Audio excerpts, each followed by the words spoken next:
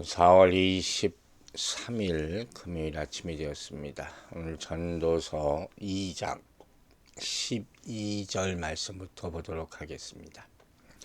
내가 돌이켜 지혜와 망령됨과 어리석음을 보았나니 왕 뒤에 오는 자는 무슨 일을 행할까? 이미 행한 지 오래전의 일일 뿐이리라. 내가 보니 지혜가 우매보다 뛰어남이 빛이 어두움보다 뛰어남 같도다. 지혜자는 그의 눈이 그의 머릿속에 있고 우매자는 어둠 속에 다니지만 그들 모두가 당하는 일이 모두 같으리라는 것을 나도 깨달아 알았도다. 내가 내 마음 속으로 이르기를 우매자가 당한 것을 나도 당하리니 내가 지혜가 있었다 한들 내게 무슨 유익이 있으리요 하였도다. 이에 내가 내 마음속으로 이르기를 이것도 헛되도다 하였도다. 지혜도 우매자와 함께 영원하도록 기억함을 얻지 못하나니 후일에는 모두 다 잊어버린 지 오래일 것임이라. 오호라, 지혜자의 죽음이 우매자의 죽음과 일반이로다. 이러므로 내가 사는 것을 미워하였노니 이는 해 아래서 하는 일이 내게 괴로움이요 모두 다 헛되어 바람을 잡으려는 것이기 때문이로다. 자, 오늘 말씀도 참 의미심장하면서 깊은 말씀이에요. 먼저 12절부터 전도자는 세상 누구보다도 지혜로운 자로서 지혜와 어리석음을 비교하고 있습니다. 솔로몬이 지혜 이렇게 대표되는 사람 아닙니까? 그래서 내가 돌이켜라는 말은 1절부터 11절까지 우리가 이미 논했던 그런 지혜에 대한 논쟁을 이어가겠다는 그런 의도죠. 이미 자신이 이룬 부와 명예가 이스라엘의 어떤 왕보다 크다고 자랑했던 전도자는 이후에 오는 왕이 과연 내가 이룬 일보다 더 큰 무슨 일을 이룰 수 있겠는가 하고 반문해요. 자신이 소유한 지혜와 부에 대한 자신감을 보여주는 것이죠. 자기보다 더 많이 이룬 사람은 없었다. 후에도 없을 것이다. 이전에는 당연히 없고. 그래서 그 사람들은 결국 자신이 이미 행한 일을 반복할 뿐이다 하고 이 역사의 순환에 대한 그런 통찰을 얘기하고 있는 것이죠. 여러 가지 생각이 많았을 거예요. 아마 솔로몬은 허탈할 수도 있고 뭐 여러 가지 생각을 하면서 이 글을 썼겠죠. 또 13절에서는 이렇게 말하죠. 지혜는 어리석음과 비교하면 어둠보다 뛰어난 빛과 같다. 참 좋은 비교고 대조죠. 지혜와 어리석음이 빛과 어둠같이 확연한 차이가 있다는 그런 말씀입니다. 맞는 얘기죠. 이는 그 지혜에 대한 현상, 지혜를 통해 나타나는 모든 일들을 면밀히 관찰한 결과를 지금 이렇게 말하는 거죠. 지혜자는 그의 머릿속에 눈이 있어 재앙을 피할 수 있지만 우매자는 어둠을 헤맨다. 지혜의 능력을 이렇게 표현한 것이죠. 즉 지혜자는 마치 머리에 눈이 있는 것과 같아서 좌우를 잘 살피고 멀리 보고 그래서 다른 사람에게 유익을 줄 수 있다는 그런 말씀이죠. 반대로 어리석은 사람은 어둠 가운데 헤매죠. 현안이 없다는 거예요. 좌우를 분별하지 못하고 실수를 되풀이하고 결국 멸망의 길로 빠지게 되는 모습. 인생 경험으로 보건대 그렇다 하는 것이죠. 그렇기 때문에 바른 길, 형통의 길로 인도할 지혜를 갖는 것이 참 인생에 있어서 중요하고 또 그러기 위해서 지혜로운 스승과 지도자를 만나는 것 이게 복이라고 할 수 있습니다. 그러나 안타깝게도 이제 4절부터 반전이 나오죠. 지혜 있는 자나 어리석은 자나 죽음을 당하는 것은 똑같다 하는 거예요. 아무리 지혜를 많이 가지고 있다 할지라도 죽는 것은 똑같다. 끝은 똑같다. 여기에 대해서 누가 반박할 수 있겠습니까? 이렇게 전도자는 현세의 삶과 실제적인 삶, 종말의 삶, 이런 것에는 차이가 있다 하는 것을 말년에 가서 깨닫게 된 거예요. 다 그때 가서야 깨닫죠. 그냥 정신없이들 사니까. 여기 말은 그렇다고 막 살라는 거 아니에요. 다 그때 죽는데 뭐 그러고 살라는 것이 아니죠. 각자 죽어도 죽음의 의미는 다르고 죽은 후에 가는 곳이 달라지지 않습니까? 그걸 알고 살라는 거죠. 그 인생의 의미 있는 인생이고 가치 있는 인생이 된다는 것이죠. 어쨌든 지금 전도자는 지혜의 허무함을 깨닫게 된 것이에요. 궁극적인 순간에는 지혜와 어리석음이 다를 바가 없다. 이 궁극적인 순간이 뭐겠습니까? 절대절명의 순간, 죽음 같은 순간이 오니까 다 똑같아 보이더라. 여러분 보세요. 바람이 불 때 바다에서는 작은 배보다 큰 배가 더 안전하죠. 당연한 거죠. 그러나 태풍이 불면 높은 파도 앞에서는 배의 크기는 별 의미가 없습니다. 아시겠어요? 이런 말이에요. 어차피 넘어간다는 거예요. 즉 상대적인 의미로는 인생이 조금씩 다 다를 수가 있지만 차이가 있고 절대적인 상황 앞에서는 모두 똑같다 하는 것을 깨닫게 해주는 귀한 말씀이에요. 우리는 세상에 살면서 평생 비교하면서 살잖아요. 그러나 죽을 때는 이거 다 무의미해요. 왜 날 먼저 부르셨습니까? 왜 이제 부르셨습니까? 이거 다 소용없는 거예요. 아무개는 어떻게 살다 그런 거 다 소용없단 말이에요. 오직 절대자 앞에서 심판받을 뿐이다. 이제까지 살면서 우리가 스스로 세웠던 기준은 아무 의미가 없어요. 그러므로 이 세상의 지혜, 이 세상의 능력은 한계가 있다는 것을 깨닫게 되는 것이라는 거예요. 자, 이렇게 지혜자와 우매자의 동일한 운명을 깨닫고 나서 전도자는 이제 이 원리를 자신의 삶에 적용을 합니다. 15절을 보면 두 번이나 내 마음속으로 이르기를 그랬어요. 이 우매자가 당하는 운명을 자신의 운명과 지금 일치시키는 거죠. 투영을 하는 거죠. 그리고 결국 헛되다. 이것도 헛되다 하는 거예요. 즉 자신이 이룬 업적이나 지혜나 상관없이 똑같이 우매자와 같이 죽음을 맞이하게 되고 후일에는 결국 다 잊혀질 존재가 되지 않느냐.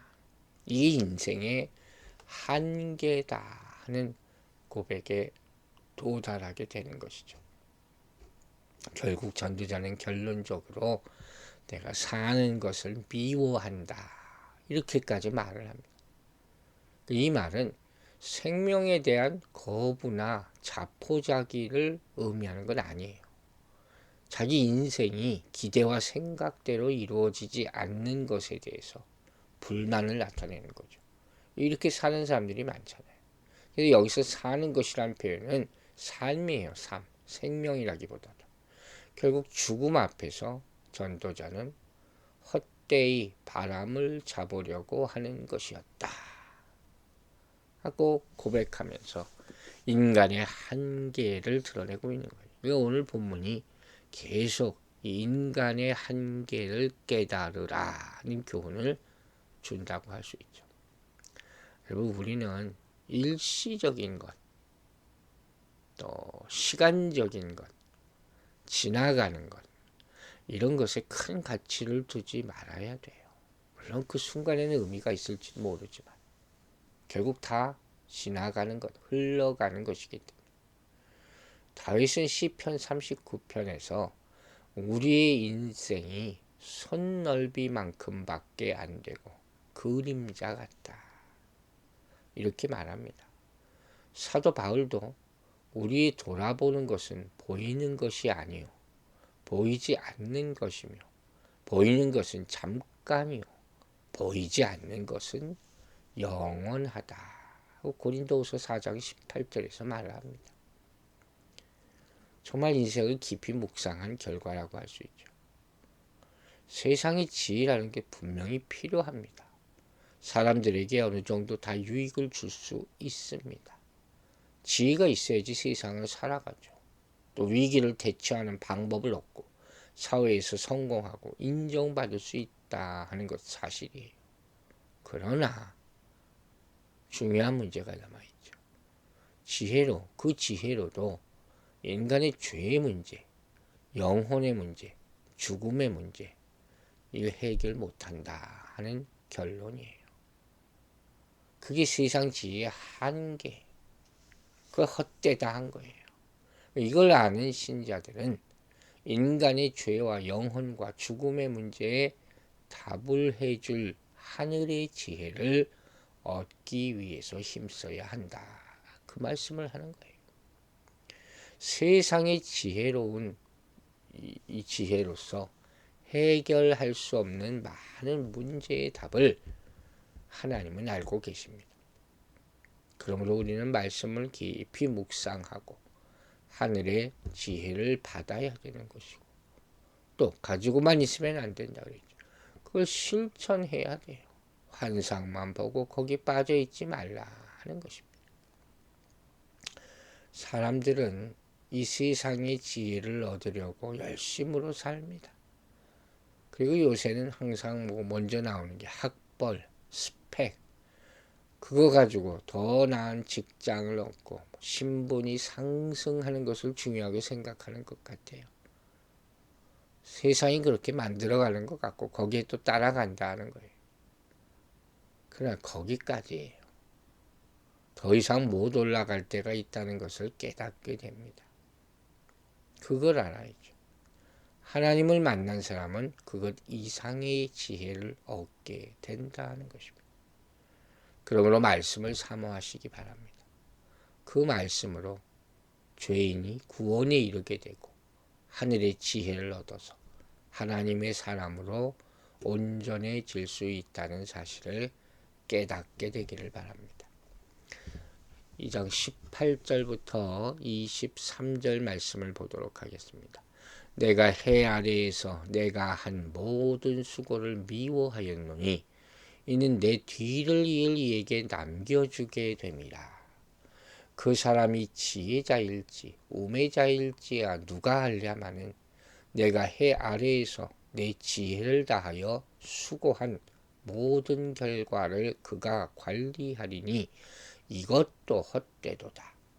이러므로 내가 해 아래에서 한 모든 수고에 대하여 내가 내 마음에 실망하였도다.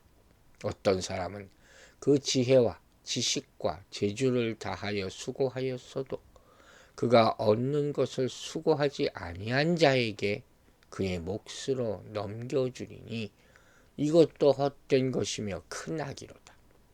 사람이 해 아래에서 행하는 모든 수고와 마음에 애쓰는 것이 무슨 소득이 있으랴. 일평생에 근심하며 수고하는 것이 슬픔뿐이라. 그의 마음이 밤에도 쉬지 못하나니 이것도 헛되도다. 자, 여러분 무슨 의미인지 아시겠습니까? 여러분 성경을 꼭 펼쳐놓고 같이 읽으면서 묵상하시기 바랍니다. 이제 전도자가 뭐라고 얘기하냐면 내가 이제까지 살면서 한 수고 이것도 다 헛되다. 미워한다. 이렇게 탄식을 하는 거예요. 그 이유가 뭐겠습니까? 세상에서 내가 무언가를 소유하기 위해서 그렇게 열심히 수고하고 살았는데 결국 그 수고를 내 후손, 자기 뒤를 이을 사람에게 남겨야 한다는 걸 알았다는 거예요. 자기가 가져가지 못해요. 그죠? 죽으면 끝이니까.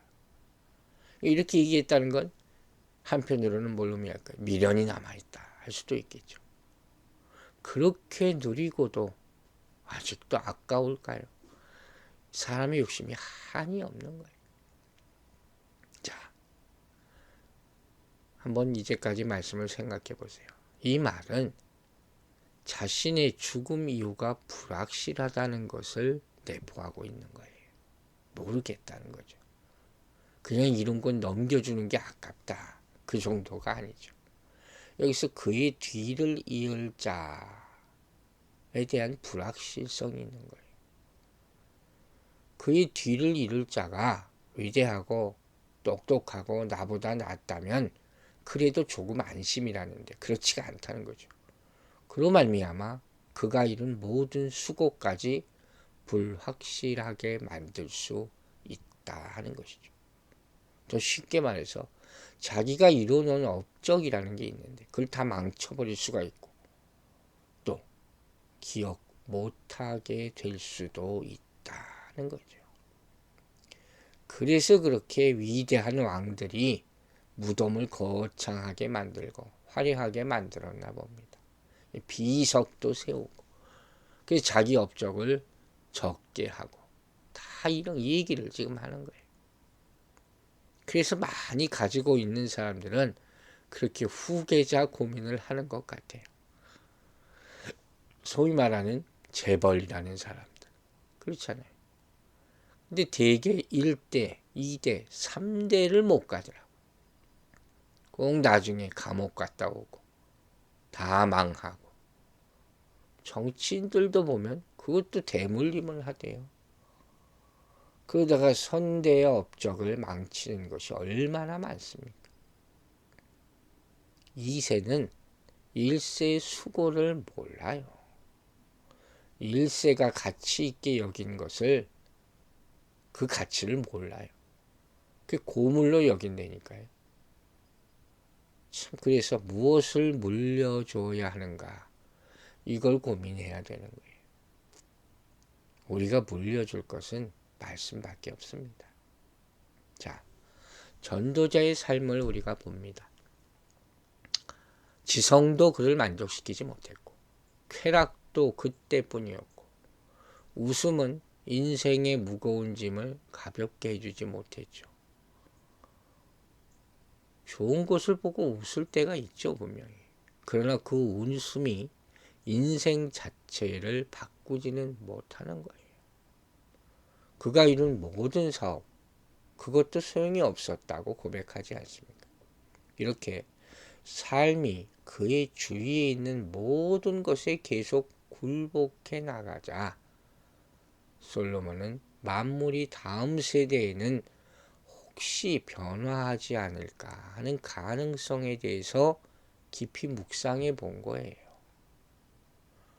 그래서 아마도 해답은 내 뒤에 있는 사람들에게 있을지도 모르지 않느냐 여기까지 생각이 미친 거죠. 나는 다 모르겠으니까 허무하니까. 그러나 그것마저도 아무 희망이 없다는 것을 깨닫게 되는 것이죠. 수고한 것을 수고하지 않은 사람에게 물려주었을 때 21절에 나오는 말이에요. 그게 헛되다 하는 거죠. 각각의 인생이 있는 거래. 앞서 솔로몬은 지혜냐 어리석음이냐 이걸 고민했잖아요. 지금은 지금이냐 나중에냐 또 이것 가지고 고민하는 거예요. 그는 자신이 이룬 것을 나중에 남겨줄 것을 생각하기 시작했을 것이고 혹 지금보다 지금 내가 이렇게 허무함을 느끼니까 나중에 일어날 일에서 성취감을 찾을 수도 있지 않을까 생각했던 것 같아요. 그러나 그것도 의미가 없었다는 거예요. 여러분, 사람들은 이 세상을 전부라고 여깁니다. 그래서 세상에서 잘 먹고 잘 사는 일을 최대의 목적으로 삼고 살아가는 거예요. 그 목적을 위해서 일평생 수고하고 마음에 근심하고 애쓰며 살아갑니다. 그러나 세상을 떠날 때는 누구나 떠날 때가 오죠. 그 소유한 것을 다 남겨두고 가야 되는 것이에요. 수고하지 않은 다른 이들에게 그것을 넘겨줄 수밖에 없는 것이죠. 그러니 이때 헛되다고 느낄 수밖에 없는 것 아닙니까? 제가 뉴욕에 와서 제일 많이 들은 말이 뭔지 아세요? 나는 1년 내내 쉬지 않고 일합니다. 죄송한 말씀이지만 뭐라 그랬습니까? 그건 믿는 사람들이 할 말이 아니에요. 자랑이 아니에요. 하나님 없는 인생은 결국 나중에 가서야 헛되다는 것을 깨달을 때가 올 것입니다. 하지만 우리 믿는 사람들은 이 세상의 것들을 소유하기 위한 수고가 얼마나 헛되다는 것을 이미 알기 때문에 이게 교훈이잖아요. 그래서 일찌감치 하늘의 것을 구하고 사모하며 살아가는 일에 우선순위를 두는 인생이 되는 것입니다. 즉 하나님 나라를 소망하고 그 나라를 이루기 위한 하나님의 뜻을 추구하며 살아가게 되는 것이에요. 그러면 어떻게 하신다고 했습니까? 먼저 그의 나라와 그의 일을 구하면 우리에게 필요한 것을 더해 주신다고 약속하셨어요. 여러분, 정말로 하늘의 상급의 소망을 가지고 있습니까? 땅의 보물을 쌓으려 합니까? 아니면 하늘의 보물을 쌓으려고 하고 있습니까? 땅에서 수고하고 애써 모든 소유와 재물을 모아도 결국 다른 사람의 손에 넘어가기 마련이에요. 내게 아니라는 거예요. 죽어서 후손에게 넘어가든지 사업이나 경제가 흔들리고 휴지가 될 수가 있습니다. 지진 한 번이면 다 무너집니다. 그러므로 우리는 하늘의 보물을 쌓아야 합니다. 그것이 지혜로운 성도의 모습입니다. 오늘도 말씀 안에서 하나님께서 베푸신 것들을 깨닫고 누리면서 그분의 나라를 소망하는 하루가 되기를 주 이름으로 축원합니다. 기도하겠습니다. 아버지 하나님, 인생의 한계를 깨닫는 자는 하늘을 보게 된다 했습니다. 우리 인생이 이 땅에서 하나님이 주신 것으로 최선을 다해서 살게 하여 주시고 족함을 알게 하여 주시고 헛된 것을 구하지 않게 하여 주시옵소서. 참된 행복이 어디에 있는지 알게 될 때 우리는 이 세상의 것에 미련을 갖지 않고 그 세상의 것의 한계를 빨리 깨닫고 이제 하늘의 상급을 구하면서 살아가게 될 줄로 믿습니다. 우리가 돌아보고 후회하는 것들이 얼마나 많습니까? 그때가 이미 늦은 때오나 또 그때 아직 늦지 않은 때가 될 수도 있습니다. 아직 주님이 부르시지 않았다면 오늘 이 사실을 깨닫고 이제 이 땅의 미련을 다 버리고 평안한 마음으로 하나님이 주신 것에 감사하면서 그 안에서 더 큰 행복과 기쁨과 평안을 누리는 인생이 되게 하여 주시옵소서. 이 땅에서 아무리 비교한들 내가 만족을 얻을 수 없습니다. 절대자이신 하나님이 주시는 영의 양식이 우리의 이기심과 우리의 욕심을 다 버리게 하고 하늘의 풍성함을 이 땅에서도 누릴 수 있는 참 양식이 되게 하여 주실 줄로 믿습니다. 감사드리며 예수 그리스도의 이름으로 기도했습니다. 아멘.